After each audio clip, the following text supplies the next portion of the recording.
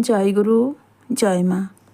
আমি আমার গুরুদেব ঠাকুর নিগমানন্দ পরমহংসদেবের একখানা বাণী পাঠ করছি।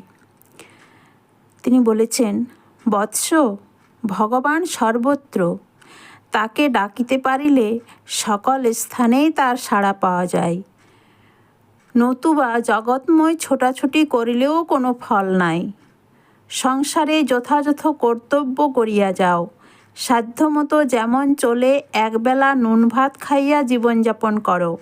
সর্বস্ব তাহাতে সমর্পণ করিয়া, সব ভার দিয়া, বিপদে সম্পদে সুখে দুঃখে রোগে শোকে সমভাবে অবস্থান করো। আর মা মা বলে ডাকো, মায়ের মহিমা প্রচার করো। সত্যনিষ্ঠ হও এবং জীবে দয়া অভ্যাস করো। ঘরে বসিয়া সব হইবে। জয় গুরু, জয় মা।